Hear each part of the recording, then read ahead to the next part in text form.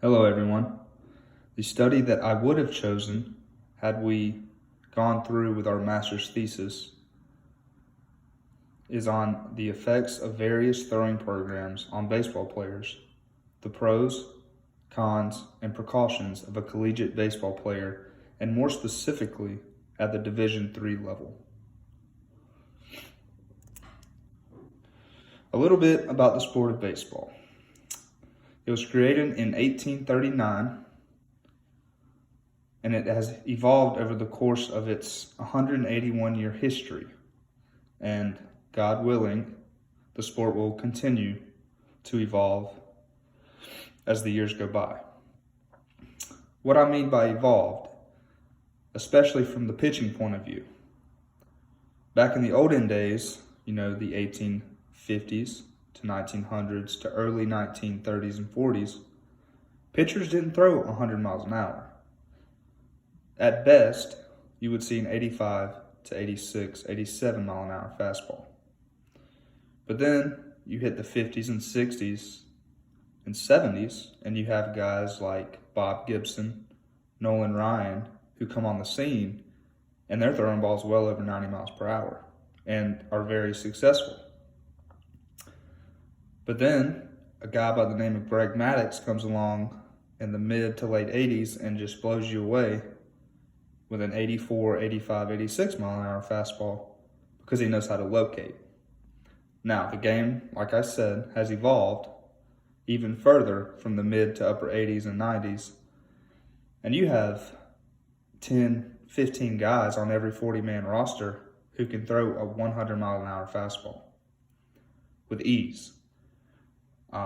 The first guy that I can think of in my immediate lifetime who just busted on the scene and just blew hitters away was Aroldis Chapman, who at the time was with the Cincinnati Reds.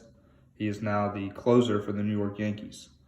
He has hit top speeds of up to 105 miles per hour, which is absolutely astonishing. So velocity at the creation of the sport was not relevant, but now it is what scouts go and look for.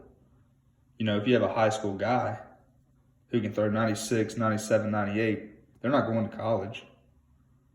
Very rarely do they go to college because they can just use that velocity to blow a hitter away. All you have to do is have an average off-speed pitch. Further going into that, as a D3 pitcher, which is what I'm interested in looking at,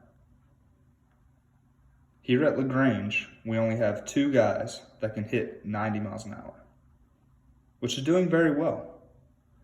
Now, if you're going to be a good team and make the postseason and go far, you're going to see guys who can hit 92, 93, maybe a 94. And as you go into D2 and D1, the velocity obviously grows with the further you get into the season.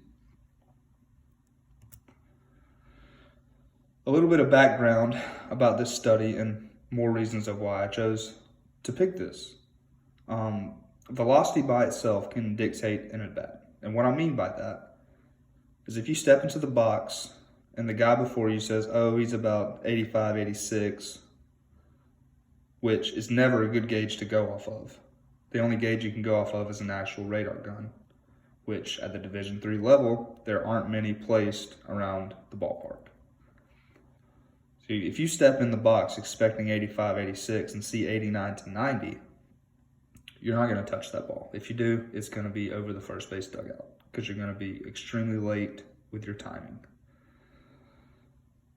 But velocity at the D3 level can also make your off-speed pitches look more deceptive. You step into the box, you expect to see a 90 mile an hour fastball and a 77 mile an hour curveball goes from your eyes to your knees, and you either take the pitch because that's not at all what you were looking for, or you take a swing that makes you look like a little league player, one in which has never seen a curveball before. Now we know that's not true. You're in college, you've seen those pitches, but with a guy that's pumping a fastball, that can pump a fastball right by you at any given moment, for him to break off a curveball or throw a slider or open the door to a changeup, you're going to make hitters look absolutely ridiculous. So that is the reason as to why velocity is very important at all levels, but especially the Division III level, where 2 or 3 miles an hour can make you an average pitcher, make an average pitcher go to, for example, a Richie Post for LaGrange. He's one of our most dominant pitchers, and he can throw 89 to 90, and that's all he needs. It can also open doors for playing time. We had a guy last season, came in throwing 85, 86 in the fall. He comes back in the spring pumping 88, 89, and he's our closer. That's the only job he has, come in and close the door in a close game to win. And it's because he has that velocity in his back pocket that he can just muster up when he needs and throw it right by somebody. And especially at the Division III level, that can dominate any team on any given day, especially a lower level conference team. Excuse me. A low level conference team, or even, like a non-conference powerhouse that's not expecting that, but you pull it out of your back pocket and boom, you win the ballgame. So that's a few reasons as to why I chose to look at velocity and how to increase that. So this study, the purpose was to examine the effects of certain training protocols on throwing velocities in Division III pitchers. What protocol works, what training program works. Are you going to go into the weight room and just work your butt off and come out and just throw a baseball like regular?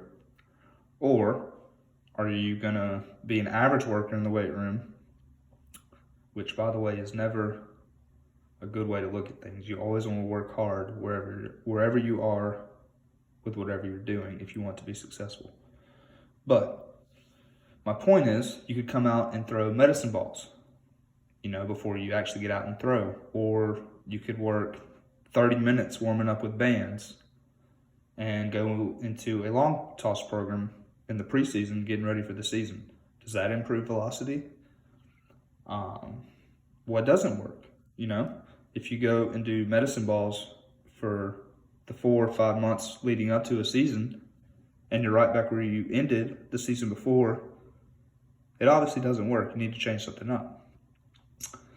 I also wanted to look at what the best way to increase velocity is, but what's also the safest way? What prevents injuries the most? What can I suggest to a head coach or a pitching coach with the utmost certainty that his guys will be taken care of going into a season? Because you don't want to advise someone one thing and then their season go into ruins because of what you said and all their pitchers are hurt or their velocity is dropping quicker into games and you're wondering why you can't win a ball game. Well, it's because your pitching staff, which is the heart of your team, in all reality, is struggling. They're struggling to keep up with the pace of the game and of the season.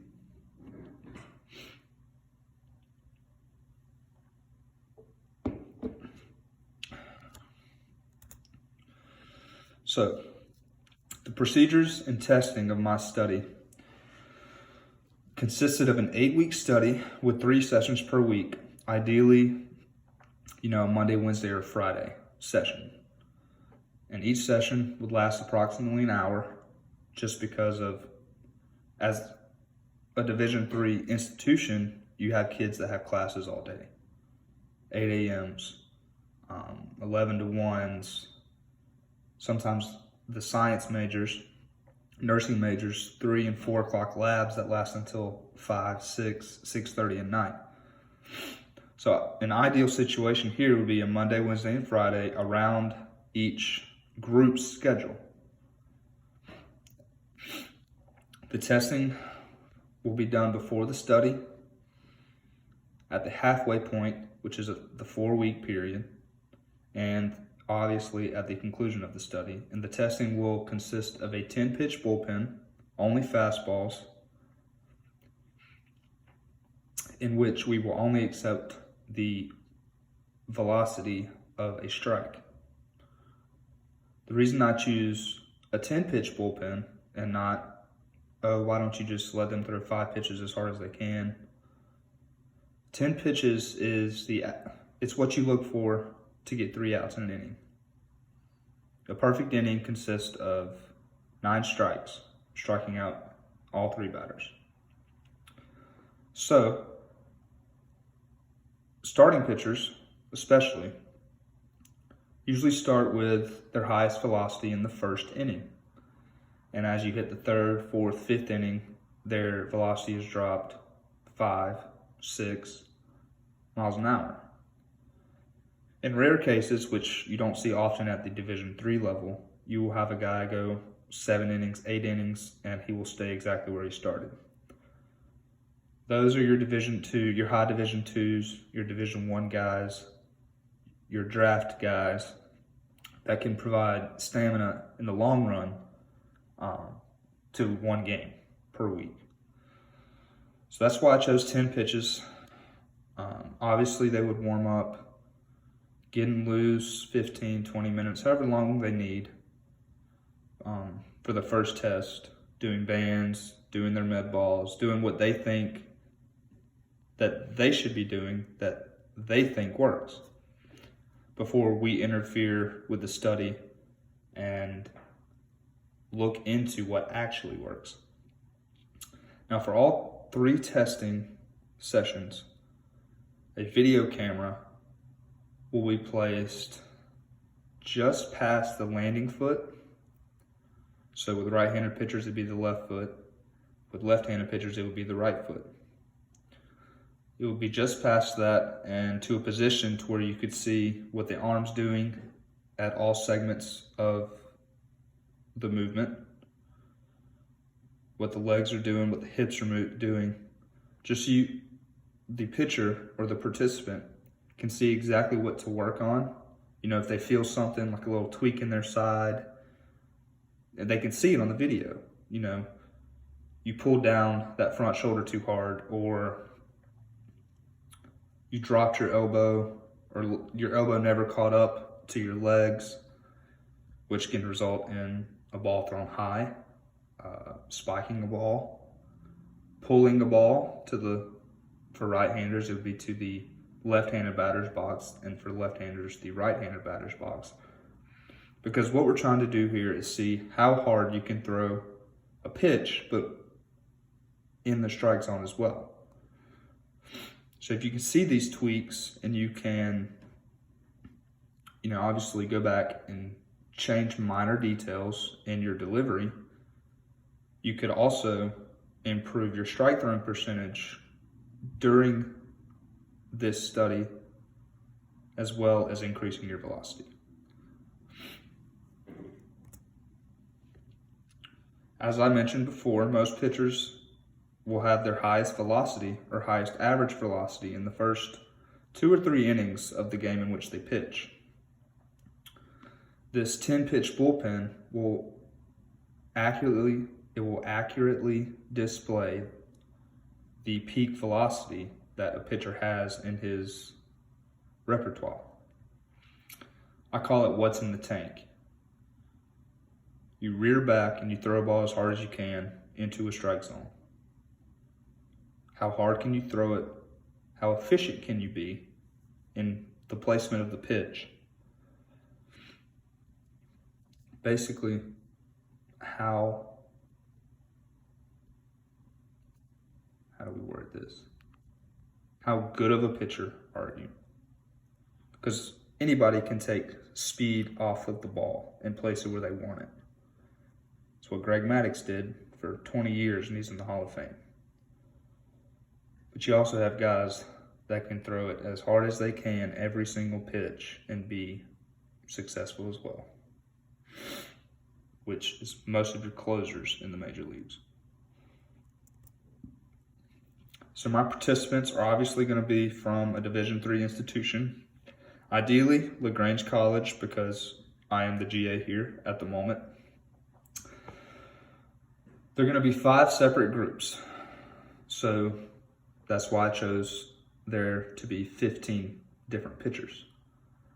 The 5 groups will consist of a weight training group, a weighted ball program, a plyometric only group, which is your jumps, your planks, your push-ups, nothing heavy with weight. A bands and a long toss program only, and no training at all. See what guys do on their own, see if it works. Their own program that we will not touch them. We will not critique them, change anything. They come and go and do what they want as they please for these 8 weeks. The only critiquing they will get is from the video of their bullpen testing session, which will be before, in the dead middle of the 8 weeks, and after. I will collaborate with the head coach and get all of his prospective starting pitchers for the upcoming season and his closer. And then I will go in and get the best of the rest, if you will. The guys that are going to be on varsity, they're going to get quality innings, maybe a big time situation, you're not ready for the closer yet, those type of guys. And at a Division III program, we only carry about 20 to 22 pitchers, so probably the last bulk of the 15 are going to be varsity reserve guys or JV guys.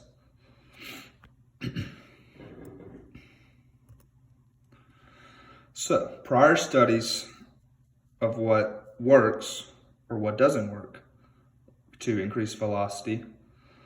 First, we have baseball throwing velocity, a comparison of medicine ball training and weight training from 1994 by Robert Newton and Kerry McAvoy. It was an 8-week study examining the effects of med balls and upper body weight training on throwing velocity and upper body strength. So not only are they seeing what increases on the field in velocity, but they're also seeing what works as getting stronger too, because getting stronger and throwing more efficiently and harder probably work hand in hand. You know, you have a guy that can bench more, not necessarily bench, but can move more weight more efficiently with his upper body. It makes sense as to how or why he can throw harder, because his body is working in a more natural manner. But in that study, we had all subjects had extensive baseball experience, and they could all throw a baseball at a velocity of at least 30 meters per second from the 60-foot 6-inch mark, which is the pitcher's mound to the home plate. The age range between these players was 16 and 23. So it's a good measure of what my study would consist of, which is the age ranges of 18 and 22. So the main finding in this study was that the weight training group produced greater increases in throwing velocity and upper body strength over the 8 weeks.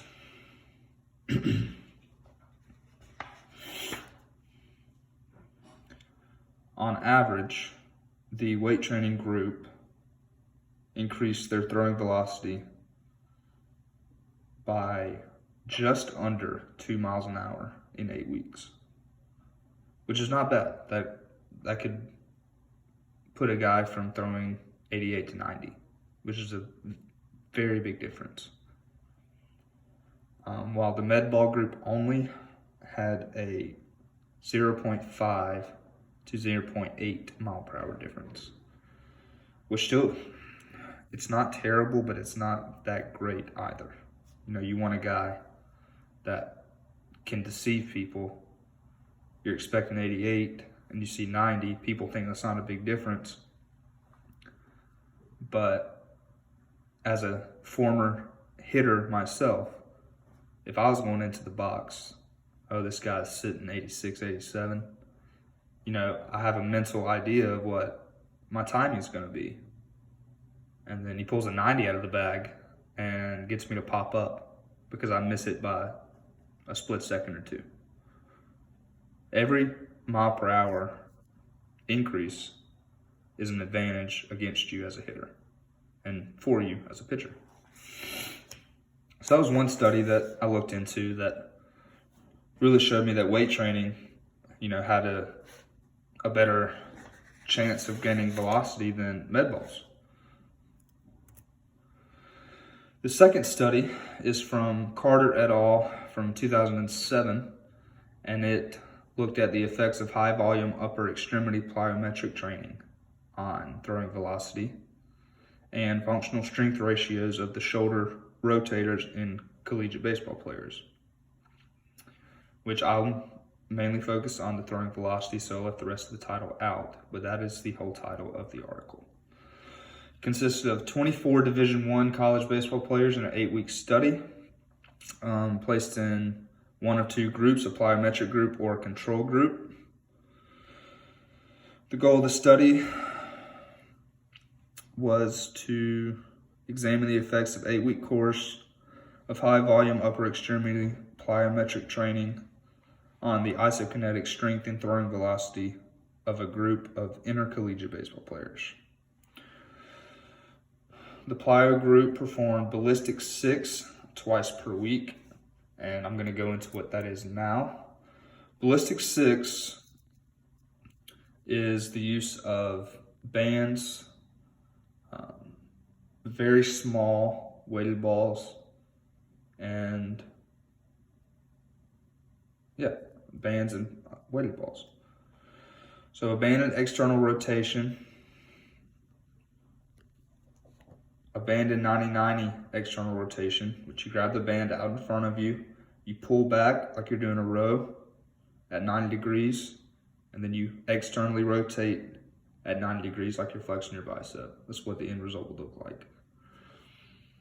An overhead soccer throw with a 6-pound med ball. You know, you're obviously doing this at a max of 10 yards. A 90-90 external rotation side throw with a 2-pound med ball, because you don't want to put too much pressure on your labrum back there. A deceleration baseball throw with a 2-pound med ball. And then your typical regular baseball throw with a 2-pound med ball, which is going to make the baseball seem lighter in your mind, but with your muscles as well, which could make a big difference. And as you see at the bottom, the results indicate that plyometric training can significantly increase throwing velocity and strength compared to, you know, a control group, which is not doing anything at all. It's doing what they want to do. Nothing too extreme, obviously, because you want to have normally distributed results. But plyos seem to work as well. You know, the incorporation of bands and med balls, which is a combination of the two, to increase your velocity. Now we get into some things that don't necessarily work, but what's interesting enough is I've already gone over that they do work. So I'll just jump right in and I'll explain what I mean later. 2 studies demonstrate that weighted ball programs do not increase throwing velocity. You think back to the study I previously described, and wait, you just said that weighted balls do work. Exactly. It depends on who the players are, where they are in their timeline, I guess you would say. You know, are they going from high school to college? Are they coming off an injury? Are they going into their final year really trying to get gains? Every player is at a different point. So the first study is the effect of preseason overweighted medicine ball training on throwing velocity from Zemansky et al. From Louisiana Tech University in 2011. This consisted of an 8-week resistance program that focused on increasing strength and power with medicine balls. The results of this study indicated no significant increase in throwing velocity using medicine balls. Medicine balls alone. No use of plyos in this study. But this study also concluded that strength was improved during this time with resistance training. So, again, going back to the first study, weight training seems to have the best increase on throwing velocity thus far. But when you add plyos and med balls together, that also has a small increase as well. Med balls alone does not, according to Zemansky et al. From Louisiana Tech. This second study that shows that weighted ball programs or medicine ball programs don't increase throwing velocity examines the effects of velocity, distance, and shoulder range of motion in 2 throwing programs. So a long toss program from Peters et al. In 2018. This study concluded that with the long toss program and the bands, that throwing distance was increased as a result, but velocity was not. It makes sense because there's no weight training incorporated in that. Guys aren't getting necessarily stronger. They're just, their bodies are getting adapted to a certain throwing distance, and they're gradually backing up week by week. So they're just getting accustomed. Their muscles are getting accustomed. Their actions, their motions are getting accustomed to that certain distance. Pros. 2 studies provide a success increasing throwing velocity when using weighted balls. Weighted balls seem to work all of a sudden. And as I said, guys are in a different place. Every guy's in a different place. Everybody reacts to different stimulus differently. Some may react to weighted balls. Some may think they're the stupidest thing on the planet. It just depends on who you're referring to and where they're at. These 2 studies, let's see, a study from Tiller and Marquez from 2011, a quote that really pointed out to me why weighted balls work. A significant increase was found with the 1 kilogram medicine ball. Now they also had a subject in that study that did the same workouts, same program with a 3 kilogram medicine ball, and there was no change in throwing velocity. So maybe 3 kilograms is too much. Maybe 1 kilogram is a baseline. Some guys are stronger than others. And the second study in which I found that throwing velocity was increased with weighted balls, and this consists of another quote: pitching velocity was reported to improve in 7 of the 10 studies that utilized underweight, overweight, or a combination of baseballs in their training program. And that is from Caldwell et al. 2019. This was a systematic review of 10 studies using weighted balls, and the conclusion of that study was weighted balls work. 70% of the time, you're going to have a guy that improves his velocity significantly by incorporating weighted balls into their throwing program or their workout regime. I'm looking at it here now. it says that the magnitude of improvement varied between these 10 studies from a 2 mile an hour to up to an 11 miles per hour increase over the course of the study timeline. That's a big gain, you know.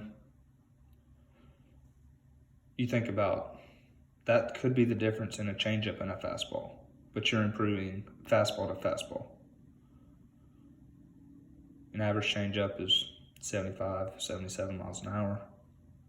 If you have a guy throwing his fastball at 84, gets an 11 mile an hour increase, you go from being able to time up the pitch to swing when it comes out of his hand. Hope you hit it.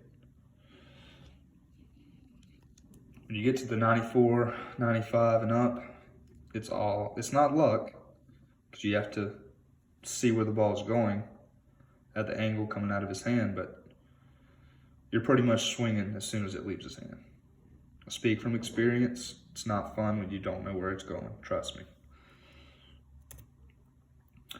So, precautions. As you've seen throughout this slideshow, every separate program has its own benefits. We've seen 2 studies where weighted ball programs work. We've seen 2 studies where weighted ball programs do not work. We've seen a study in which weight training provides increases in 3 different studies, and a mix of plyos and weighted balls works. So they all work. It just depends on who your guys are, who your set of guys are. Do you have power guys that want to get in the weight room, want to get stronger, and thus throwing the ball harder from that? Maybe mixing in some weighted balls here and there. Choosing the safest program leading up to the season is by far the most important part. Not only of this study, but of any throwing program or med ball program that a pitching coach wants to incorporate. They need to make sure it's safe first. You don't want guys ending their season before it even gets started. Which leads me to my next point. You don't want to make the participants in the study feel overreached, always exhausted, dreading to go to the study because their arms are hanging by a thread. You want to be able to mix the programs up, whether that be weight training and med ball training, or adding bands, plyos, whatever you choose to do for your throwing program. It needs to fall into place with what your mentality is as a coach. Are you out here to win at any cost, putting all your guys on the line every week? Or is it going to be a race? We don't have to win every game. I just want you to get to a point to where you feel comfortable. And give me a little bit more every time. Just give me a little bit more. Mixing it for the preseason. Obviously, at a college institution, you're going to have every single player in the weight room. So as a part of a throwing program to increase velocity, you're going to build your throwing program off of what you do in the weight room. Collaborate with the strength coaches and sit down with them. Don't just text back and forth and say, oh, we're going to do this today, we're going to do this today. No, really sit down with them and decide what's best for your guys. Whether that's going to be doing weight balls, med balls at a portion during practice once, twice a week, whether you're going to make them do bands, whatever it may be. So the test I'm using in this study to provide whether my findings are significant or not, the t-test, and below you'll see the formula used from one of the lectures that Dr. Williams has so kindly provided us with. I'll be doing the t-test comparing the weight room group versus the weighted ball or med ball group, the weight room group versus the plyometric group. and the weighted ball group versus the plyometric group. T-tests they run best when you compare just two cases, two subjects, two whatever, which is why it's called a paired t-test. And I'll use this test to compare velocities from pre-study to post-study between those three groups that I just described. I'll also use an ANOVA F statistic test, which can compare all 5 of the groups at one time. So I don't have to do, weighted ball versus no training at all, med ball versus plyos, med ball versus weight training. I won't have to do 100 different tests to get my results. P-value will be set at 0.05. So anything above that is statistically significant. So there is a valid implication that it does work or it doesn't work. Using multiple t-tests would be using the same data multiple times and would interfere with the 0.05 level. As I said a few minutes ago, I wouldn't have to do 100 different tests with the same data over and over just to get the desired statistic that I'm looking for.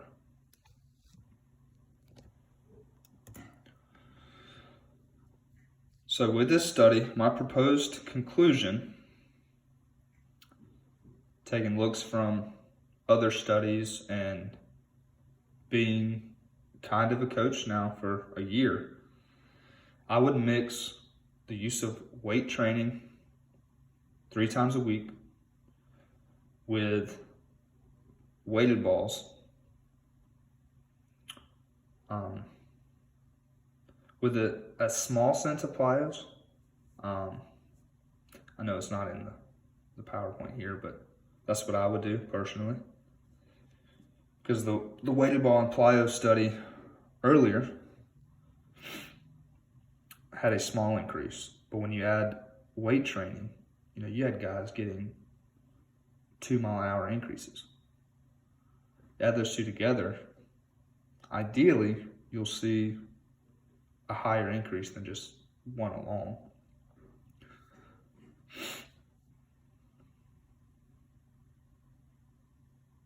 But I would encourage a brief weighted ball warm-up on 2 days per week that you're not weight training. Maybe 1 day a week. You lift upper body on Monday. I wouldn't necessarily use weighted balls on Tuesday. I'd wait till Thursday because you're not going to lift heavy upper bodies Monday and Wednesday. It's going to be one or the other. But that seems to be the correct formula as a proposed conclusion, because I didn't actually get to do the study, which is kind of a bummer, but it is what it is.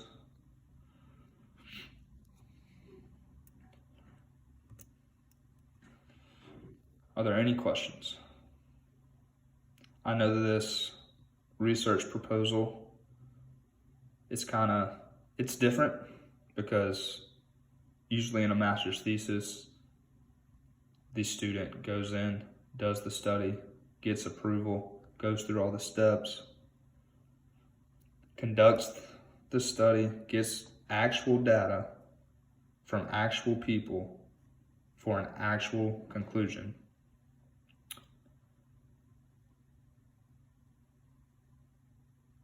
But in this special case, that's not the case. And Dr. Williams, I just want to say thank you for all the knowledge that you've pushed on us throughout this semester.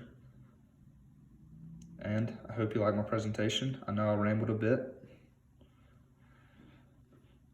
It's just something I'm passionate about.